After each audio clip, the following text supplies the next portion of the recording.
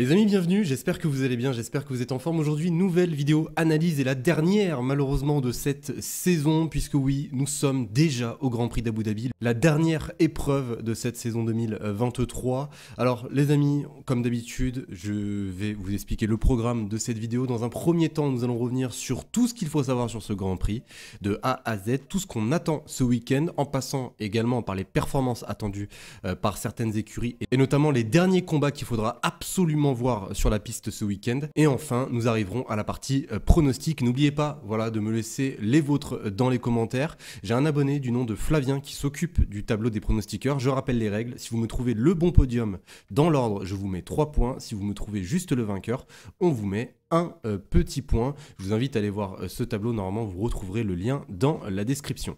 Sur ce, les amis, ne perdons pas plus de temps et on est parti pour l'analyse pronostique de ce dernier Grand Prix de la saison.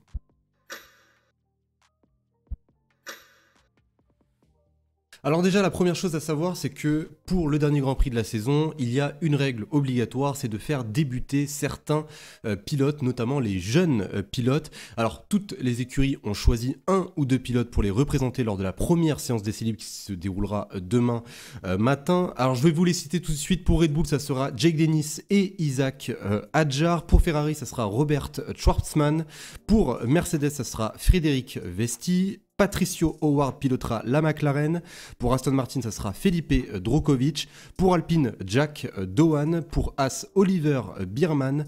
Pour Williams, Zach O'Sullivan. Et pour Alfa Romeo, et surtout pour terminer, Théo Pourchaire qui prendra le volant de la Alfa Romeo. Donc voilà pour les jeunes pilotes. Ce sont des tests obligatoires, je le rappelle. Les écuries sont obligées de passer par là et sont surtout obligées de mettre des jeunes pilotes dans les monoplaces. Et je trouve que c'est une très très bonne chose, encore une fois, que ce soit pour leur expérience personnelle. Et même, il ne faut pas oublier, ça se trouve que ces jeunes pilotes qui participeront à cette première séance d'essai libre seront un jour en Formule 1. Maintenant, on va attaquer le championnat pilote et le championnat constructeur. Alors oui, certes, le championnat pilote et le championnat constructeur sont déjà pliés. Red Bull, champion constructeur, Max Verstappen, champion, Sergio Perez, vice-champion, Hamilton, troisième obligatoirement, mais il reste encore des combats à suivre et cela concerne notamment Mercedes et Ferrari, puisque oui, c'est le plus grand combat attendu ce week-end, seulement que 4 petits points séparent les deux écuries et je pense et j'imagine qu'ils vont essayer de tout donner pour amener cette fameuse deuxième place aux constructeurs. Ce combat entre Mercedes et Ferrari est très très attendu et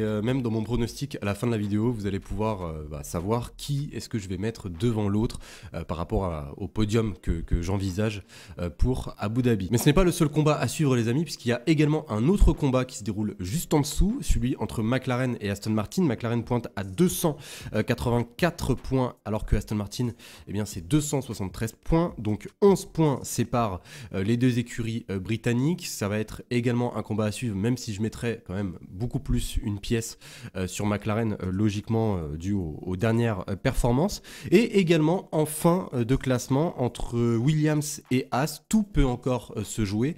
Bien sûr que je vois très très mal Haas revenir sur Williams. Pour moi, l'écart est beaucoup trop grand et les pilotes Haas vont avoir du mal à ramener exactement les points qu'il faut, hein. S'ils ne l'ont pas fait avant, je ne pense pas qu'à Abu Dhabi cela devrait changer. Enfin après voilà, j'espère pour eux qu'ils vont faire une bonne performance, mais ça me semble beaucoup trop éloigné. Par contre, AlphaTauri pourrait très très bien revenir sur Williams, tout comme Alfa Romeo pourrait revenir sur AlphaTauri. Tout peut se passer entre la 7e et la 10e position, donc il va falloir suivre cela de très près. Bon les amis, maintenant faisons le point sur la configuration de certaines écuries, notamment la configuration à l'arrière, puisqu'elle risque d'être très très importante ce week-end à Abu Dhabi. Déjà, commençons par les charges les plus élevées. On peut retrouver bien sûr Red Bull, on peut retrouver également McLaren et même la Haas.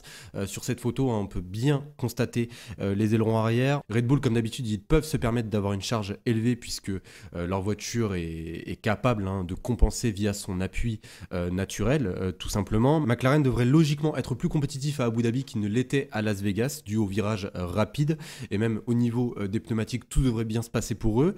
Maintenant, passons aux écuries de charge moyenne. On peut retrouver notamment Mercedes, on peut retrouver également Alpine. Mercedes, eux, je les attends très très à l'aise sur ce tracé. Il ne faut pas oublier que le circuit de Yas Marina, c'est un peu comme un billard.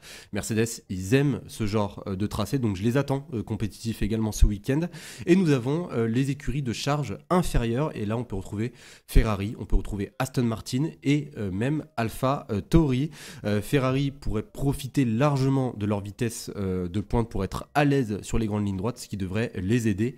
Et par rapport à Aston Martin, eux ils prennent un petit peu ce Grand Prix comme un test et même ils vont tester plusieurs ailerons, notamment 2 ailerons arrière ce week-end. Bon, on passe maintenant à la partie pronostic. En première position, pas de surprise, faut rester réaliste un minimum. Je vois Max Verstappen survoler ce Grand Prix. Il est, je le rappelle encore une fois, le vainqueur de 18 courses sur 21 depuis ce début de saison. Il est également le tenant du titre des 3 dernières éditions à Abu Dhabi. Il l'a gagné en 2020, en 2021 et en 2022. Je le vois bien sûr réitérer cet exploit. Et je rappelle juste une statistique, s'il gagne, si Max Verstappen gagne le dernier Grand Prix de la saison, il terminera la saison avec un pourcentage de 86,4% de victoire en une saison. Et si Red Bull s'impose, ce qui vaudrait par exemple à une victoire de Sergio Pérez, ça sera le 21e succès en 22 courses pour Red Bull et l'équipe terminera avec 95,5% de victoire cette année et ils dépasseront même le record de McLaren établi en 1988. Ce qu'est en train de faire Red Bull cette saison est tout bonnement historique et je vois Max Verstappen gagner, donc voilà, je vois Red Bull battre ce record ce week-end. Enfin du moins ça ne me surprendrait pas du tout. Donc je vais laisser Max Verstappen en première position. On continue avec la deuxième position. En deuxième position, je vais mettre une McLaren. Je les vois très très compétitifs ce week-end.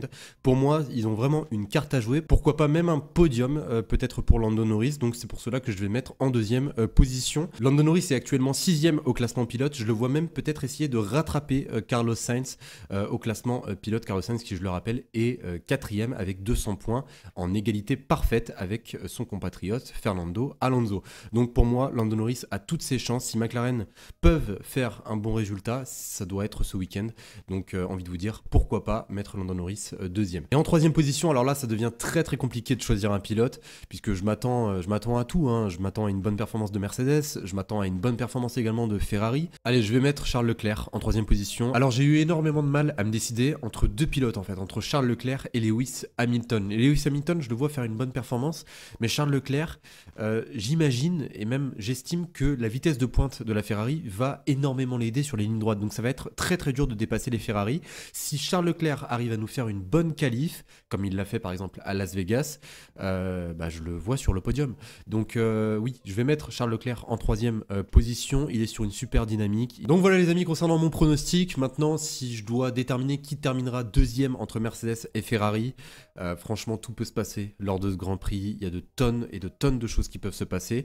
Je mettrais quand même peut-être une pièce en plus sur Ferrari due à leur bonne dynamique en ce moment. C'est un tracé où certes la vitesse de pointe est très très importante, mais Ferrari je les vois vraiment s'en sortir, notamment sur les lignes droites, là où Mercedes par exemple je les vois s'en sortir dans les parties un petit peu plus lentes, dans les virages lents et même dans les virages rapides. Pour moi ils ont quand même un avantage face à la Scuderia Ferrari. Je ne peux pas vous dire quelle écurie terminera devant l'autre, vous avez mon pronostic, donc logiquement, dans mon pronostic, je mets Charles Leclerc en troisième position, donc j'estime que Ferrari a un petit peu plus de chance, mais comme je l'ai dit, tout peut encore se passer. Sur ce les amis, eh bien, j'espère que cette vidéo analyse vous aura plu. On se retrouve dimanche pour la vidéo débriefing juste après le Grand Prix. Prenez soin de vous, passez un très très bon week-end, et je vous dis à très vite. Salut tout le monde.